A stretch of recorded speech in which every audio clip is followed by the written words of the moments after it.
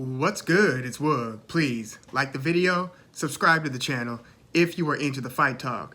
We have Deontay Wilder, 42 wins, 2 losses, and 1 draw, taking on Robert Helenius, 31 wins and 3 losses. This fight is taking place on October 15th at the Barclays Center in New York City, and this is the return of the Bronze Bomber, Deontay Wilder, the former WBC Heavyweight Champion, longtime WBC Heavyweight Champion, 10 title defenses, about 5 years holding that one WBC belt. And, it's interesting because he's coming off of those back-to-back knockout stoppage losses at the hands of Tyson Fury. But Deontay Wilder's career is one of the more debated, issues in boxing, topics-wise. And, he had recently said that he is a Hall of Famer without question. And in my last live chat, I was talking with you guys about it, and the audience was pretty split, but I feel like more than 50% of boxing fans would say that he's probably not a Hall of Famer. And, it's kind of interesting because it's like, how can you be a champion for so long and not be a Hall of Famer? Well, let me ask you, is, for instance, Gary Russell Jr. a Hall of Famer, somebody who held a belt for a long time? And I don't want to make this conversation too much about whether or not Deontay Wilder is a Hall of Famer. I mean, he's obviously extremely accomplished. I mean, think about it. He did not start boxing until he was basically a young adult. And for him to not only win the bronze medal in the Olympics, but to become a heavyweight champion. And he, for a long time, was the only person to beat Luis Ortiz, King Kong, and he knocked him out twice. So Deontay Wilder has been phenomenal, but it's kind of interesting because I remember watching Deontay Wilder when he was just, a prospect, fighting the likes of Liakovic and Audley Harrison and knocking, them out pretty dramatically. And it was, clear early on that the guy had a ton of power. But you started seeing him put some pieces together from a sweet science perspective. I feel like we saw it against, Eric Molina, a fight where Deontay Wilder got hurt. And yes, rewatch that fight. He got hurt in the first round. He got hurt pretty badly in the third round. And yes, when he started to pour it on, he was taking some pretty winging, wild shots that looked like they leave him pretty vulnerable. But he was, for instance, he hurt Eric Molina and dropped him with a left hook. And I'm wondering, what happened to that left hand? It's almost like he got so right hand heavy, bomb squad in the house, that he started to, I think, regress in his sweet science and his technical abilities. Another example, when he earned the WBC Heavyweight Champion via decision against Bermane Stiverne. Stiverne was actually pretty hot at the time. He had, knocked out Chris Arreola in their rematch. And so Bermane Stiverne was a belt holder. Deontay Wilder was actually kind of, jabbing 1-2 and moving around the ring. It was Stiverne trying to stalk Wilder in that fight, and Wilder boxed effectively. And I just feel like those gains that were made somehow slowly eroded or disappeared, or I don't know, maybe I'm just not seeing where he's using a skilled jab, or he's, mixing it up with, a right hand to the body. Now, I know that in his third fight against Tyson Fury, the talk between him and then new trainer Malik Scott was that he was going to be going to the body. Malik Scott was saying that consistently. And to Deontay Wilder's credit, he opened the fight up in that third fight, the trilogy fight against Fury. He opened it up, jabbing to the body. And Fury looked a little bit, kind of taken aback by it. And, it excited me. I'm thinking, oh, man, this is going to be interesting, right? And it did lead to another Tyson Fury knockout of Wilder. But, can we, agree that that was a classic?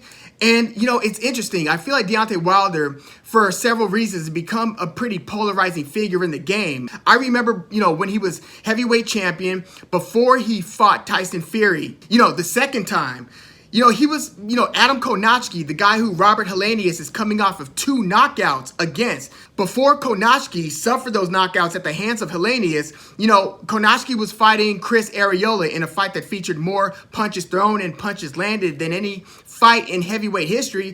Deontay Wilder was, a part of the commentary. And, he was kind of seen as being like a charming, endearing, and just a good guy. Like, he was seen as super likable. And I'm sure he's still likable to many, but I feel like a lot of people are now sour on the Bronze Bomber. And a lot of that, I believe, had to do with how he handled his first loss in the rematch against Tyson Fury, where he fired Mark Breland basically for throwing in the towel, and he started blaming all kinds of different elements from the costume that he wore into the ring, and accused Breland of, spiking his drink in the corner. It was just kind of bizarre, and I feel like his reputation, while it has somewhat recovered after how valiantly he fought that trilogy fight against Tyson Fury, I feel like his stature and his reputation haven't fully recovered after that bizarre post-rematch behavior for Deontay Wilder. But yeah, it's a lot to discuss. Again, I wonder where some of those technical gains went. And now that he suffered 2 knockouts in a row, that's what he's coming off, 2 consecutive knockout losses. So you wonder where his chin is, his durability, and he's 37 years old now, so you know that we don't know if he's past his expiration date in the ring. But yeah, legacy-wise, there's a lot to discuss. Yeah, how good is Deontay Wilder's career? I mean, his best win is obviously the 2 wins that he had over Ortiz, King Kong. But aside from that, what would it be? I remember when I was discussing Luis Ortiz and I was talking about, is Luis Ortiz's best win against Bryant Jennings still to this day? And my dad, who was in the chat, actually offered up a pretty interesting opinion. He's no, Luis Ortiz's best win is his 2 competitive losses against Deontay Wilder. And I get it, those aren't wins, but I get the point that he was making in saying that. Is it arguable that after the wins against Luis Ortiz, that Deontay Wilder's biggest accomplishment is that draw against Tyson Fury? Because if it isn't that, then it's probably his win against Bermane Stiverne, the first one, or maybe against Chris Arreola. I don't know, but it was weird. I think the first signs for Deontay Wilder that made me think, damn, Deontay Wilder's looking kind of, feast or famine in terms of, he's either knocking the guy down or out, or he's probably losing the round. The first inclination I got of that was actually Deontay Wilder against Gerald Washington back in 2017. I feel like Gerald Washington was winning those early rounds, the first 4 rounds or so, and then he got knocked out in the 5th round. When things go bad for you when you're fighting Deontay Wilder, they usually go real bad. And yes, as unremarkable as Deontay Wilder's wins are in terms of opponent quality, for instance, Anthony Joshua has more wins against A-, B+, more wins against, top tier fighters, I believe, than Deontay Wilder. That's not to say that I believe AJ beats Wilder, but he's got more wins against elite fighters. But, at the end of the day, history is kind of made based on moments in a way. Yes, you can be an accumulator, right? Where you hold onto a belt for, X amount of time. But I feel like what is going to go down in history for Deontay Wilder is that trilogy against Tyson Fury, at least at this point. And the fact that he did knock Tyson Fury down twice in 2 fights. Yes, he fought him, 3 times in total. And, in the second fight out of the 3, almost nothing went right for Deontay Wilder. But in the first fight, knocked him down twice. Third fight, knocked Tyson Fury down twice. And I think that there is something to be said for that in terms of, just defining a fighter's legacy. And so now coming off of those back-to-back knockout losses, he's going to be fighting Robert Helenius, who, has 3 losses. They were against Johan Duhaupas, which that's not a great thing for your career to have lost via 6-round knockout to him. Granted, that was back in 2016. Helenius also lost via decision to Dillian White in 2017, and then got stopped in the 8th round against Gerald Washington, who in recent years, we've seen Gerald Washington lose to several fighters, right? But in July of 2019, Gerald Washington stopped Robert Helenius. But since that, Helenius has won his last 3 fights. Again, 2 of those 3 fights were knockout wins over Adam Kownacki, who, going into the first Kownacki versus Helenius fight, Kownacki was supposed to win that fight. He was basically 1 win away from possibly getting a shot at then champion Deontay Wilder. So Robert Helenius' career has certainly become rejuvenated with those back-to-back knockout wins against Kownacki, who pretty much after watching his latest fight against Demirzen, Kownacki looks like he might be near the end of his professional career. But what makes Wilder versus Helenius interesting? Well, one, they were sparring partners for a while. In fact, Helenius was one of the guys preparing Deontay Wilder to fight Tyson Fury in that trilogy fight. And Wilder was also preparing Helenius to fight Kownacki in their rematch because those fights, Fury versus Wilder 3 and Helenius versus Kownacki 2, took place on the same card. But Helenius is one of the few guys who is as tall as Deontay Wilder. Both of these guys are 6'7". Yes, Deontay Wilder has a reach advantage, is I think 83-inch reach versus 79-inch reach. But, you know, Helenius has a good jab. He's got a really nice 1-2. He's got a lot of power. Like, he knocks a lot of his opponents out. Out of his 31 wins, 20 are via knockout. And he also has a controversial decision win over Derek Chisora several years back. But, yeah, Helenius doesn't have a great chin, but again, right now we don't know where Deontay Wilder's chin is. And again, Helenius, from a sweet science standpoint, who's to say Deontay Wilder is a better technical boxer than Robert Helenius? I can't definitively say that, even though, I mean, you look at, again, Deontay Wilder's career, he's 42-2-1, and that 2 losses and 1 draw was all against Tyson Fury. So Tyson Fury aside, Deontay Wilder would still be 42-0. So he's doing something right against, you know, the Chris Areolas, Gerald Washington, Arthur Spilkas, and so forth. But I think it's going to be really interesting to see how Wilder, 1, takes a punch, 2, you know, how willing he is to engage early in the fight. Because, you know, Wilder has been a little bit more patient in the ring, I feel. Granted, his last 3 opponents were Tyson Fury twice and Luis Ortiz. Luis Ortiz is also a southpaw, so you can't just run up on somebody like Luis Ortiz, right? You've got to be careful. Robert Helenius doesn't present those same challenges, but I do expect Wilder to kind of have a measured pace.